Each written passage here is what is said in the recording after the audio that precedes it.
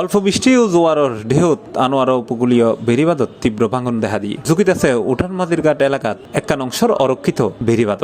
এতে আতঙ্কিতই ফুটছে এলাকাবাসী। বর্ষার আগে জিও টিউব ও জিও ব্যাগের মাধ্যমে আপৎকালীন ব্যবস্থা যদি না লওয়া হয় তাহলে দীর্ঘমেয়াদী ক্ষতি হবে বলে জানাইয়া স্থানীয় হলে।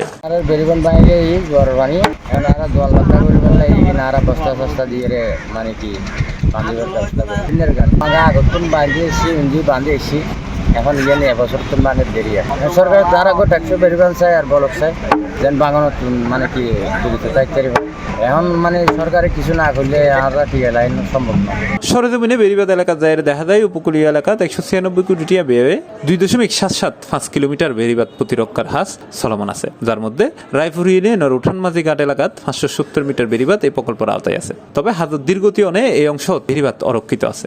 প্রায় 2 বছর ধরে আর এই বেড়িবাঁধ তোমার স্থানীয় বা মিলে হাজ করিব হয় ঠিকাদারাই হাজ নগরে এবং কি করবানোর আগে হাজিং করিবার হাত মানে বেড়িবাঁধের বড় ডোল দিবার হাত আছে কিন্তু ডোল নদেন ঠিকাদার হলেন। এখন এই আজি 2 দিনে মানে আর দোয়ান ফাট বাসা ব্যাগ ভাঙি টস নস করি আর তো চাইর বেড়িবাঁধের সংস্কার চাই তো হনর সরকারের খবর না মানে আর এই ফারার মেশে টিয়া তুলে সাদা তুলে মানে ব্লক দিয়ে ডোল দিয়ে এই দিয়ে ব্যাগ আর নিজস্ব টিয়া দিই সরকারের চাইলে তো আর চাইলে তো জিনিস কেন হয়ে যাবে টিকেরা বলে আর মসজিদ হলো ব্লক সাইড এবং কি বেড়িবাঁধের সংস্কার চাই ব্লক চাই আর দীর্ঘ বছর অরক্ষিত তাহলে জল উচ্ছ্বাস ও পানিত বেড়িবাঁধের প্রায় অংশ সাগরত বিলীন হয়ে গিয়ে। অন্য পাশে গত 3 দিন ধরে তীব্র ভাঙনে সরর অংশ বিলীন হয়ে বেড়িবাঁধত ভাঙন সৃষ্টি হয়ে। এতে বেড়িবাঁধের পাশে থাকা দোয়ান ও মৎস্যজীবী হলর আড়তঘর ব্যাপক ক্ষয়ক্ষতি হয়ে যায়।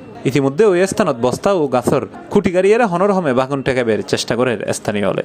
বেড়িবাঁধ যখন ভাঙি যারগুই আগে বেলা আসল পানি নেওয়া আসল এইসব নদীতে হলোর সমস্যা নেওয়া আসল এখন যখন ভাঙি যারগুই তাহলে সরকার জরুরিভাবে যে বেড়িবাঁধত ব্লক দন বা বেড়িবাঁধ সংস্কার করণ সেই সংস্কার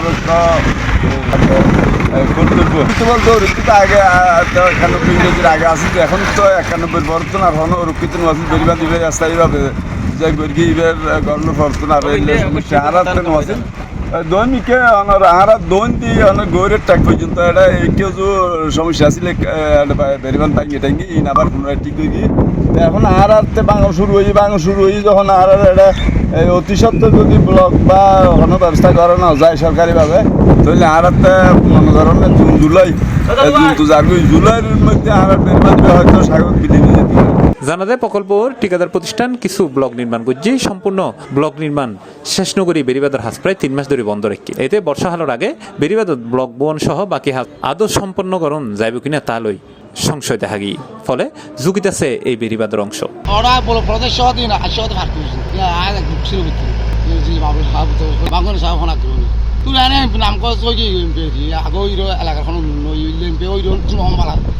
এই বিষয়ে জানতে চাইলে চট্টগ্রাম পানি উন্নয়ন বোর্ডের নির্বাহী প্রকৌশলী শওকত ইবনে শাহিদ জানাই, এই বিষয়টা আমাদের নজরে আসছে। আমরা ওই চেইনে আমাদের উন্নয়ন প্রকল্প অন্তর্ভুক্ত আছে, তো আমরা সিসি ব্লক বানিয়েছি, কিন্তু আসলে এখন জোয়ারের যে হাইট আর বর্তমানে যে অবস্থা ব্লক প্লেসিং আসলে এই সিজনে সম্ভব না। তো আমাদের আসলে জিও টিউবের ব্যবস্থা আমরা করতেছি। আপাতত বর্ষাকালটা আমরা জিও টিউব দিয়ে অস্থায়ীভাবে এটাকে প্রতিরক্ষা করার সিদ্ধান্ত নিয়েছি। এখানে আপনার জামিল ইকবাল কর্তৃক আপনার একটি প্রতিরক্ষা কাজ বাস্তবায়িত হচ্ছে। তো ওখানে সিসি ব্লক নির্মাণ করা হয়েছে কিছু, তবে বর্তমানে যে মৌসুম বর্তমানে এই সি ব্লক স্থাপন আসলে প্র্যাকটিক্যালি সম্ভব না। তো আমরা আপাতত জিও টিউব দিয়ে এটাকে রক্ষা করব এবং সামনে ড্রাই সিজন আমরা আশা করছি এটাকে আমরা পার্মানেন্টলি সুরক্ষিত করতে পারবো। C plus TV, Chittagong.